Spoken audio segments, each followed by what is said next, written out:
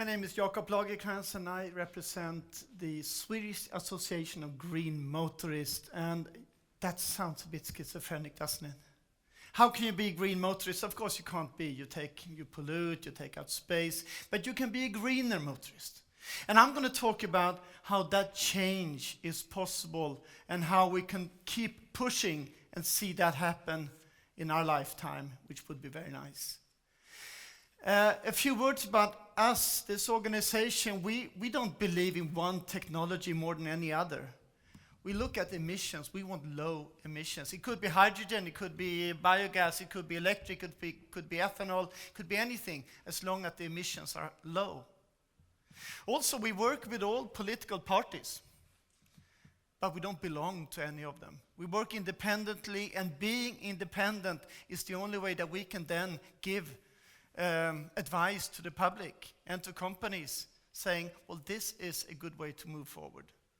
Or this could be another good way to move forward. So, slightly schizophrenic as the term might be, it's a great opportunity to talk about these issues because we are right now at a turning point. And I will be addressing that today. Personally, I live 44 kilometers outside Gothenburg in the countryside. I've been working with environmental issues since 1984, a long time. I've been privileged enough to be allowed to do that, and I've seen so much change over those years. But I've also seen good people on the green side, on the environmental side, fighting against each other. And I've spent the last 7 years in Sweden as chairman of the Swedish Association of Green Motorists, trying to get the ethanol people to work with the biogas people. I mean, for Christ's sake, you're on the same side. We want to get rid of the fossil fuels. You are both part of the solution. For one thing is certain, the solution is not one perfect solution. It's a combination of many. But I think one of the most important parts in getting us to the future is, yes, we can. We can get it done. Obama unified the whole nation by this single, simple phrase, yes, we can. And I think the same should go for the environmental technology field. Yes, we can. Let's stop fighting between each other. Let's move forward, because that is the only way to go. And this is the way the situation looks in the world. This happens to be a graph of a number of sold cars. Technological development, fantastic. We have more than 1 billion cars in the world. Did you know that? But it's also a graph of the backside, of how pollution increases, how we have the climate impact, how this is not sustainable. Something has to change. And looking to a big country in the West, a country that used to be the best country in the world when it came to public transport, where people about 100 years ago traveled by rail to work, by trams, by train. And then a number of people got together around a round table like this and said, let's change. Let's see if we can change this. Let us give people the freedom of the car. So the car companies got together saying, we have a big market out there. We want to get people to buy cars. Then we can change the whole country. And they did. They bought up all the tram lines. They scrapped the trams. And they exchanged them for buses. Then they decreased. This was in the 1920s, 1930s. They decreased the flexibility of the buses, the service. They didn't clean the buses as often. The lamps were not repaired at the car stops or bus stops. And at the same time, the car was put forward as the solution, as freedom for a growing country. And it was possible. They made change happen in about 10 years. Cities, from being tight and with lots of people concentrated, started to sprawl out. The term urban sprawl was just introduced in about 10 years. So if they can do it, or if they could do it in 1920s, 1930s, we can do it again. And it shouldn't take that much longer. But when we talk about change, and this is basically what I'm here to talk about, it's a bit of a dangerous subject. People don't like change. And if they like, or if they are provoked to change, they want to know, what do we change towards? And I always tell people, I don't know, we are moving in that direction towards a less carbon fossil fuel society. I don't know which solution is the best one. I don't know if that's going to work or that's going to work, but anything that takes us a step towards a solution is good. Let's not fight if it's one solution or the other. Look at electric cars. They were really popular in the year 1900. Then gasoline cars came in and they were totally uninteresting. Then the first oil crisis in the 70s, all of a sudden electric cars were big again. And then they didn't really work as well as they should, did they? So they went out of fashion, and now they are the number one issue on the agenda again. In Sweden, we've seen a development with methane cars. They were really popular in the late 90s, but then the companies didn't catch on. They didn't deliver good enough products, so it went out of fashion. But then Volkswagen came with really good cars, and all of a sudden it became interesting again. Or, like in Sweden with 300,000 ethanol cars. For a while it was the solution. And then media started writing negative things about it. Ethanol is still one of the best biofuels on the market. I think this is going to pick up. But as you see, things change. But as long as it is between the borders towards the future, it's good because it moves us forward. There is one factor that we really need to look at, and today is not a happy day. This is a graph showing the price of petroleum, and that of course rules. If we go back to the 1800s, it was relatively cheap, then demand increased, still relatively cheap. We had the first oil crisis in the 70s, and then it went down again. And at an oil price of about $30 per barrel, nobody's going to invest in alternative technologies. So I was really happy in the autumn of 2008 when the petroleum price hit $140 per barrel.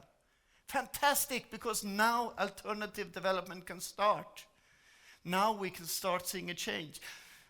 I'm a bit saddened today because the price is just below $100 today. And I think it's good for Norway for the long-term future if that price is high, because the oil will be used to some extent, so then you get the income from it. But this is what governs the work for a green motorist or whoever. High oil price makes it fun to work. We see quick development. So let's hope for a high and stable oil price. So change, is it going to happen in our lifetime? I think it's here. I think we have seen the era of the car reach its climax, its peak, and it's now starting to move downwards. The car is not anymore the important status factor it was before. It is not necessarily the item you use when you communicate with people. This is a picture from the United States. It shows vehicle miles traveled per year. And you see how the blue line in top goes down around 2007. The bottom line is gasoline prices, which has a great impact in the United States. This is what happened in the United States. We've seen the same in Australia. They call P-car. They say it came already in 2004.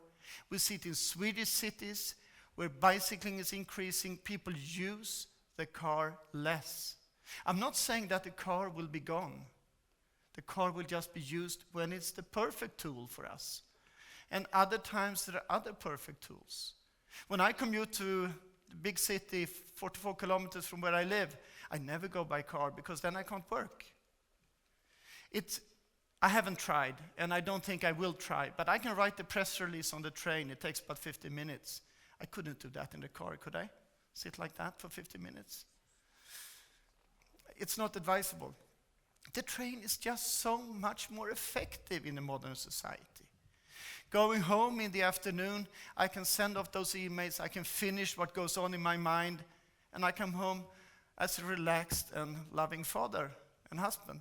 Much better than going by car and then running in and sending some emails. So I think the change is here.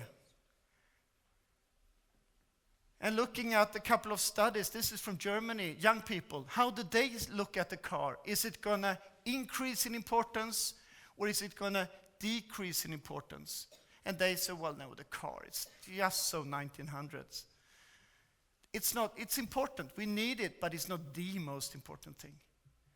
And you see this with young people, students, but you also see it with the young pensioners, the 65 plus, that has about 30 years more or 20 years more to live, are fit and want to travel.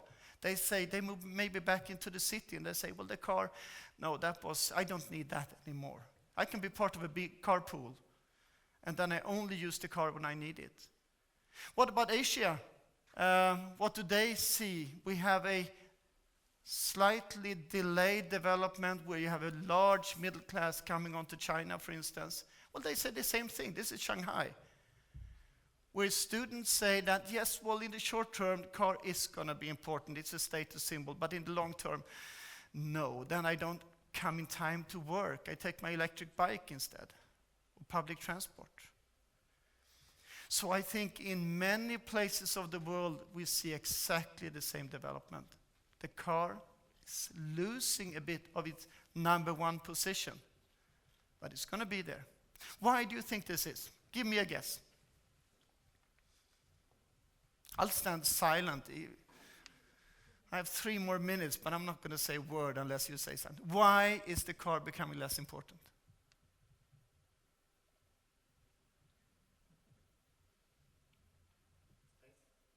Space, yes. Congestion. It takes more time to come to work, especially in the cities in Europe. Something else?